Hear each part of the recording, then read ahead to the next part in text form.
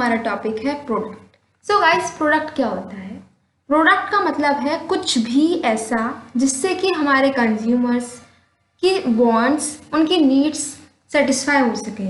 कुछ भी ऐसा हो सकता है जिससे अगर हमारे जो कंज्यूमर हैं उनकी नीड्स, उनकी वांट्स, उनकी डिज़ायर, उनकी एक्सपेक्टेशन हम उसको सेटिस्फाई कर रहे हैं तो वो चीज़ प्रोडक्ट बन जाती है। अब प्रोडक्ट हो सकता है कि टेंजिबल हो, यानी कि हम उसको टच कर सकते हैं, उसको सी कर सकते हैं, या फिर वो इंटेंजिबल भी हो सकता है जिसको सिर्फ हम फील कर सकते हैं। ठीक है, तो प्रोडक्ट क्या है?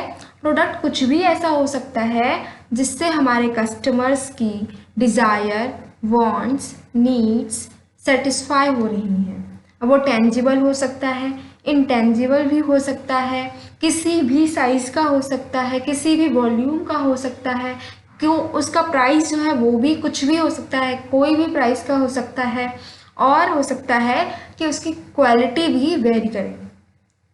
ठीक है, तो प्रोडक्ट का मतलब क्या है? कुछ भी, बस वो क्या है, हमारी जो नीड्स हैं, हमारी वांट्स हैं, उसको सेटिस्फाई कर सके, उसके अंदर ये एबिलिटी होनी चाहिए। ठीक है, तो let's see it in the definition. A product is the cluster of psychological satisfaction. जो जॉर्ज फिस्क हैं, उन्होंने एक बहुत ही सिंपल सेंटेंस में प्रोडक्ट को डिफाइन किया है, और उन्होंने क्या कहा है कि प्रोडक्ट क्या है? साइकोलॉजिकल सेटिस्फेक्शन का क्लस्टर है, यानी कि जिस भी चीज़ से हम साइकोलॉजिकली किसी को सेटिस्फाई कर सकें, that is known as a product. दूसरी डेफिनेशन कहती है a product is a bundle of utilities consisting of various features and accompanying services. एक प्रोडक्ट क्या है? बहुत सारी अलग अलग जो यूटिलिटीज़ हैं, बहुत सारी फैसिलिटीज़ हैं, उनका क्या है? बंडल है, जिससे क्या हो रहा है? हमें सेटिस्फेक्शन मिल रहा है। ठीक है, अब हमने एक बात यहाँ पर देखी थी कि जो प्रोडक्ट है वो टेंजिबल और इंटेंजिबल हो सकता है। इसका एग्जांपल देखने को चाहे तो क्या है कि टेंजिबल में क्या आते हैं? जितने भी हम गुड्स यूज़ कर रहे हैं, ठीक है, जितने भी जो चीज़ें हम यूज़ कर रहे हैं वो क्या हैं? वो हमारे टेंजिबल प्रोडक्ट हैं। जैसे कि बिस्किट हो गया, जैसे कि मोबाइल फ़ोन हो गया, ये सारे क्या हैं? जिनको हम टच कर सकते हैं, जिनको हम देख सकते हैं। तो ये सारे गुड्स जो हैं ये हमारे टेंजिबल प्रोडक्ट में आते हैं। वहीं जो सर्विसेज है, जैसे कि हमारी इंटरनेट सर्विस हो गई, ठीक है, जैसे कि हमारी DTH हो गई, ये सारी चीज़ें हम फील कर रहे हैं। ठीक, ये सर्विसेज हैं। तो जो जितनी सर्विसेज होती हैं वो सारी किस में आ जाती हैं? वो हमारे इंटेंजिबल प्रोडक्ट में आ जाती हैं। तो ये हो गया हमारा प्रोडक्ट। गाइस, हमारी नेक्स्ट स्लाइड बता रही है हमारे प्रोडक्ट की क्या इम्पोर्टेंस है, प्रोडक्ट हमारे लिए क्यों इम्पोर्टेंट है। तो गाइस, यहाँ पे पहला पॉइंट दिया है central point for all marketing activities. मतलब क्या है कि जितनी भी मार्केटिंग एक्टिविटीज़ हैं उनका सबका सेंट्रल पॉइंट क्या है? हमारा प्रोडक्ट। इसका मतलब कैसे है? ऐसा कैसे हो सकता है? ऐसा ऐसे है, देखो, प्रोडक्ट क्या है? हम जितनी भी मार्केटिंग कर रहे हैं वो किसको कर रहे हैं? किसके लिए कर रहे हैं? प्रोडक्ट के लिए तो कर रहे हैं। हम क्या लोगों को परसुएट कर रहे हैं कि वो हमारे प्रोडक्ट को यूज़ करें। हम अपने प्रोडक्ट की सेल बढ़ा रहे हैं। हमारा रिवेन्यू कहाँ से आ रहा है? प्रोडक्ट से आ रहा है। तो जितनी भी मार्केटिंग कर रहे हैं, चाहे हम वो उसमें सेल्स कर रहे हैं, सेल्स प्रमोशन कर रहे हैं, एडवर्टाइजिंग कर रहे हैं, कुछ भी कर रहे हैं, जितनी भी मार्केटिंग हो रही है वो सब प्रोडक्ट को लेकर हो रही है, प्रोडक्ट के लिए हो रही है। इसीलिए हमने यहाँ पर क्या कह दिया है कि सेंट्रल पॉइंट है किस चीज़ का? जितनी भी मार्केटिंग एक्टिविटीज़ हैं उसका।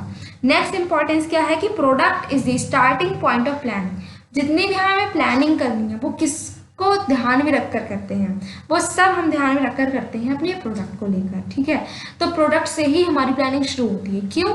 क्योंकि हम क्या करेंगे? प्लानिंग कर रहे हैं किस चीज़ की? कि अपनी बिजनेस की ग्रोथ हो, हमारी सेल्स हो, हमें मैक्सिमम प्रॉफिट मिले, कस्टमर सेटिस्फाई हो। ये सारी चीज़ें होंगी किससे? सिर्फ हमारे प्रोडक्ट से। प्रोडक्ट सेल होगा तभी सब कुछ होगा, प्रोडक्ट प्रोड्यूस होगा तभी सब कुछ होगा। तो प्रोडक्ट से ही सब कुछ स्टार्ट हो रहा है, इसीलिए ये हमारी प्लानिंग का भी स्टार्टिंग पॉइंट बन जाता है। तो प्लानिंग करने से पहले हम ये देखते हैं कि हमारे प्रोडक्ट के क्या फीचर हैं, उसकी क्या ज़रूरत है, हमारे प्रोडक्ट कहाँ पर लोगों की लाइफ में कहाँ पर फिट बैठेगा। ठीक है, तो हम अपने प्रोडक्ट के फीचर के बारे में पहले देखते हैं, प्रोडक्ट को जानते हैं, अपने प्रोडक्ट की जितनी डिटेल्स है वो सब हम वहाँ पहले जानते हैं, उसको पहचानते हैं, then we go for planning. Next अगर हम देखते हैं तो है product is an end. Product क्या है? एंड भी है, क्योंकि हमारे बिजनेस का या हम सबका एक ही मोटो रहता है, वो क्या है कि हमारे जो कस्टमर्स हैं उनको मैक्सिमम हम सेटिस्फैक्शन प्रोवाइड कर सकें। और कस्टमर सेटिस्फाई किससे होंगे? जब उनकी नीड्स पूरी होंगी। और नीड्स कौन पूरी करता है? नीड्स हमारी पूरी करता है जो भी प्रोडक्ट हम बना रहे हैं वो।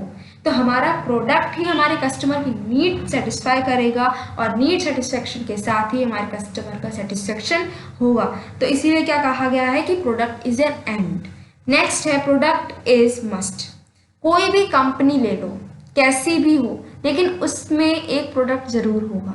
चाहे वो गुड्स बना रही हो, चाहे वो सर्विसेज दे रही हो, लेकिन कुछ ना कुछ तो प्रोडक्ट होता ही होता है। तो प्रोडक्ट क्या है? मस्ट है। बिजनेस को कैरी ऑन करने के लिए, मार्केटिंग को कैरी ऑन करने के लिए you must have a product. एक प्रोडक्ट तो होना ही चाहिए, चाहे वो आपकी सर्विसेज हो सकती हैं, चाहे गुड्स हो सकते हैं, लेकिन कुछ ना कुछ तो होना ही चाहिए जिसके बेसिस पर आप बिजनेस कर सको। तो ये क्या है? हमारी कुछ इंपॉर्टेंस है प्रोडक्ट की। अब हम देख लेते हैं अपने प्रोडक्ट्स के क्लासिफिकेशन कि हमारे प्रोडक्ट्स जो हैं वो कितने तरीके के हैं। सो गाइस, अगर हम ब्रॉडली देखें तो प्रोडक्ट दो तरीके के होते हैं, that is customer product and industrial product. Customer products कौन से होते हैं? कस्टमर प्रोडक्ट्स वो प्रोडक्ट्स होते हैं जो कि अल्टीमेटली कंज्यूमर कंज्यूम करता है, यानी कि जो हम सब डायरेक्टली उसको यूज़ करते हैं, जैसे कि टूथपेस्ट हो गया, बिस्किट हो गया, सोप हो गया, पेन हो गया, वॉच हो गई। ये सारी चीज़ें क्या है जो कि डायरेक्टली हम यूज़ कर रहे हैं, जो कि क्या है? रेडी टू यूज़ है। ठीक है, बनकर कहाँ जा रहे हैं? डायरेक्टली कंज्यूमर हमारे जो है वो उस प्रोडक्ट को यूज कर रहे हैं। Then these products are known as consumer products. ठीक है, ये बिल्कुल फिनिश्ड गुड्स होते हैं जिनको हम सब यूज करते हैं।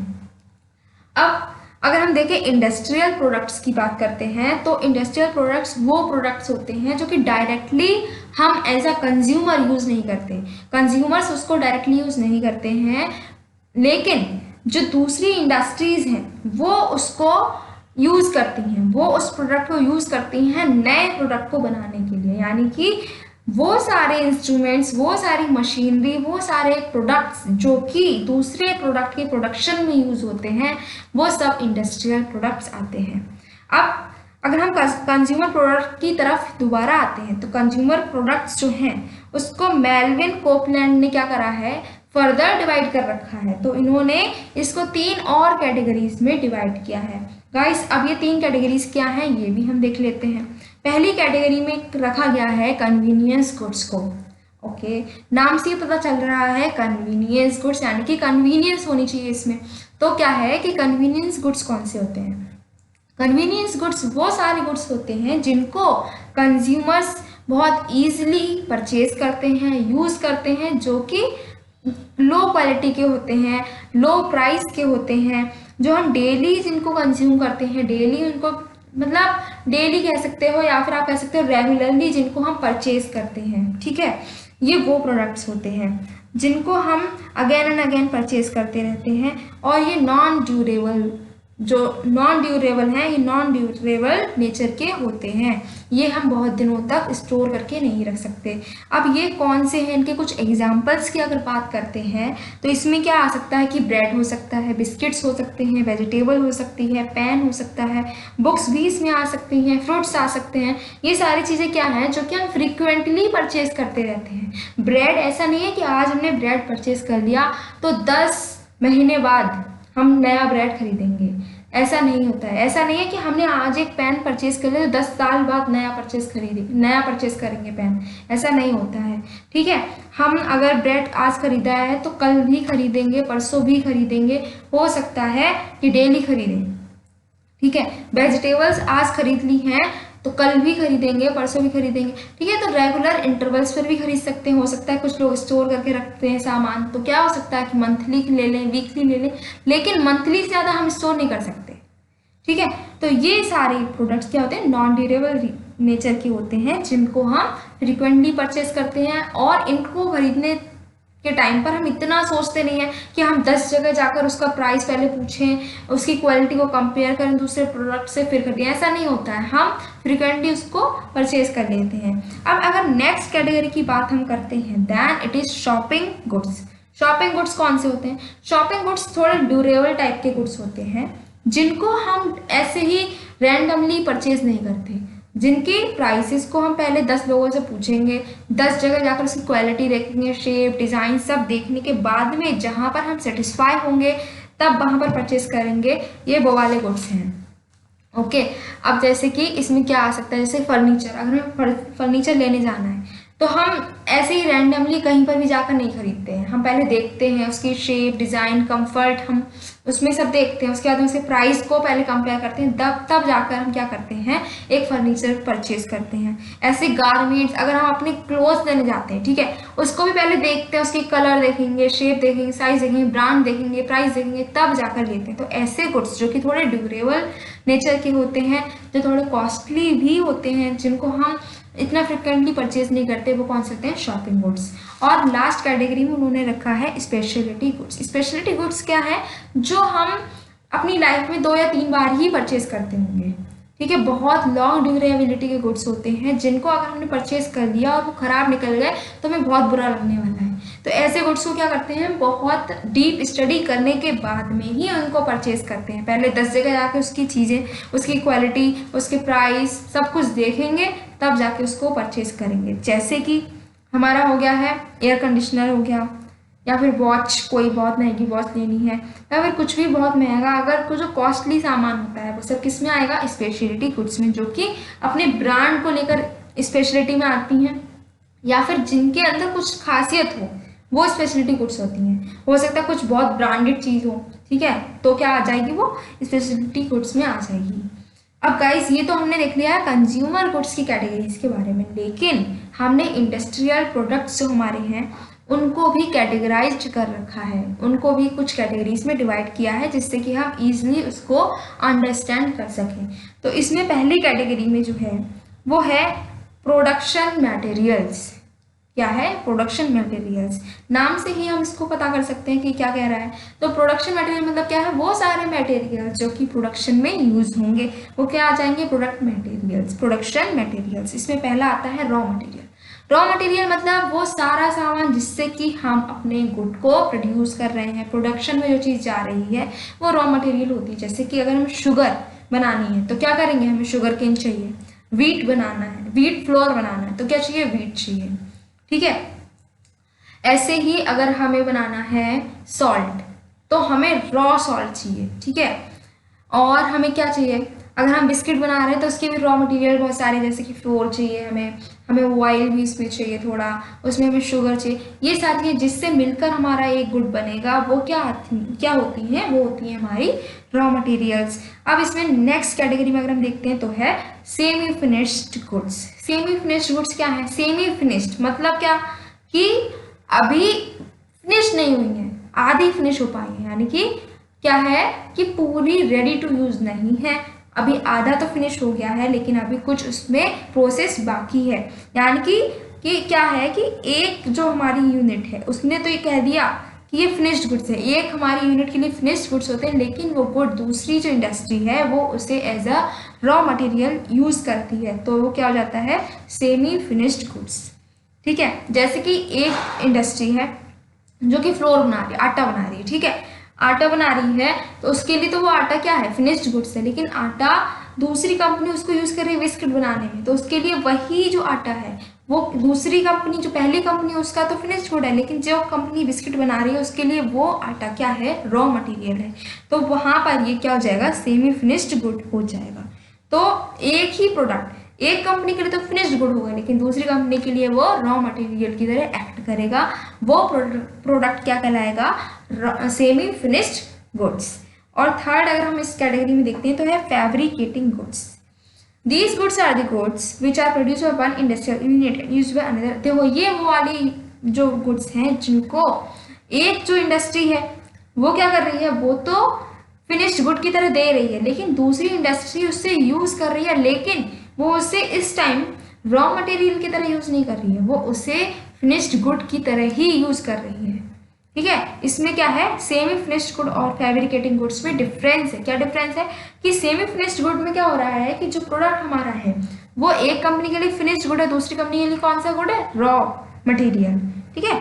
लेकिन फैब्रिकेटिंग गुड में क्या है कि एक गुड एक कंपनी के लिए फिनिश्ड गुड है, दूसरी कंपनी के लिए फिनिश्ड गुड ही है, लेकिन वो एज अ फिनिश्ड गुड ऐसे नहीं यूज कर रही, वो उसको कंबाइन कर रही है और उसको कंबाइन करके बहुत सारे फिनिश्ड प्रोडक्ट्स को ही कंबाइन करके एक नया प्रोडक्ट बनाकर मार्केट में बेच रही है। ये कौन से गुड्स होंगे? फैब्रिकेटिंग गुड्स होंगे। जैसे कि अगर हमारा टेलीविज़न है तो उसका स्पीकर कहीं और से आएगा, उसकी डिस्प्ले कहीं और से आएगी, ठीक है, उसके वायर कहीं और से आएंगे, उसकी जो अंदर की जो बोर्ड्स हैं वो अलग कहीं से आएंगे, प्लेट्स अलग कहीं से आएंगी, तो उसकी पूरी बॉडी कहीं और बन रही होगी। ये सारी चीज़ें मिलाकर क्या बनेगी? टेलीविज़न बन जाएगी। तो ये क्या है? ये सारे जो गुड्स हैं वो कौन से गुड्स हैं? फैब्रिकेटिंग गुड्स हैं। नेक्स्ट कैटेगरी में अगर हम बात करते हैं तो हमारा आता है प्रोडक्शन सप्लाईज। नाम क्या है? Production supplies. गाइस ये कौन से गुड्स होते हैं? ये वो सारी चीज़ें हैं, ये वो सारे मटेरियल्स हैं जो कि हमारे प्रोडक्शन की जो प्रोसेस है उसमें हेल्प तो करते हैं, प्रोडक्शन करने में हेल्प ज़रूर करेंगे, लेकिन वो हमारे फिनिश्ड गुड का पार्ट नहीं होते, फिनिश्ड गुड में नहीं आएंगे। जैसे कि हम कह सकते हैं ग्रीसिंग हो गया, ठीक है, हमारी कंपनी को हमारी जो मशीन्स हैं उनको ग्रीसिंग की ज़रूरत है, वायरिंग की ज़रूरत है, हमारे वेस्ट मटेरियल जैसे कि वेस्ट हमें क्लोथ चाहिए होते हैं, ठीक है, ये सारी चीज़ें क्या हैं? ये सब हमारी प्रोडक्शन सप्लाईज हैं जो कि प्रोडक्शन को करने में हेल्प करेंगी, लेकिन प्रोडक्शन जो फिनिश्ड प्रोडक्ट है उसका हिस्सा नहीं बनती, ठीक है। जैसे कि कॉटन हो गया, लुब्रिकेटिंग ऑयल हो गया, nut bolt, diesel, fuel, gas, coal, ये सारी चीज़ें क्या होंगी? हमारी प्रोडक्शन सप्लाईज, ठीक है। नेक्स्ट जो अगर हमारा देखें तो है production facilities and equipments. Production facilities and equipments क्या है? ये वो इक्विपमेंट हैं, ये वो सर्विसेज हैं, वो फैसिलिटीज़ हैं जिनकी वजह से क्या हो रहा है? प्रोडक्शन हो रहा है। जैसे कि plant, machinery, tools, furniture, typewriter, electricity, water supply, ये सारी चीज़ें इसमें आ जाएंगी। और लास्ट कैटेगरी में आती है मैनेजमेंट मटेरियल्स। ये वो सारे मटेरियल्स हैं जिससे कि हम अपनी कंपनी को मैनेज करते हैं, अपने प्रोडक्शन को मैनेज करते हैं, अपने मटेरियल्स को मैनेज करते हैं। जैसे कि book of account, stationery, pen, pencil, ये सारी चीज़ें, स्केल, कैलकुलेटर, अकाउंटिंग मशीनरी, ये सब क्या है? मैनेजमेंट मटेरियल्स हैं। और ये इन सबको मिलाकर हम क्या कहते हैं? इंडस्ट्रियल प्रोडक्ट्स कहते हैं। गाइस इस स्लाइड में बताया गया है कि कंज्यूमर गुड्स और इंडस्ट्रियल गुड्स के बीच में क्या डिफरेंस है। तो हम अब क्या करेंगे? इनके बीच का डिफरेंस देख लेते हैं। तो पहला डिफरेंस कहता है नेचर ऑफ कस्टमर्स, कि इन दोनों के कस्टमर का क्या नेचर हुआ। तो कंज्यूमर गुड्स जो हैं वो अल्टीमेटली हमारे कंज्यूमर उसको यूज़ कर रहे हैं, तो उसके जो कस्टमर है उनका नेचर क्या है? कि वो अल्टीमेट यूजर्स हैं, उस प्रोडक्ट को अल्टीमेटली जो यूज़ करेगा वही हमारे कौन है? कस्टमर्स हैं। और इंडस्ट्रियल गुड्स में अगर हम देखते हैं तो इसके जो कस्टमर है वो कौन है? इंडस्ट्रियल यूनिट्स होंगी या फिर मैन्युफैक्चरिंग यूनिट्स होंगी। जो अल्टीमेट यूज़ करेगा उस प्रोडक्ट को वो लोग इसको नहीं यूज़ करेंगे, वो लोग इसको परचेज नहीं करेंगे, ठीक है। जो इसके कस्टमर कौन है? इंडस्ट्रियल यूनिट्स हैं, इंडस्ट्रीज हैं। और कौन है? हमारे मैन्युफैक्चरर्स, हमारे प्रोड्यूसर्स हैं। नेक्स्ट है नंबर ऑफ कस्टमर्स।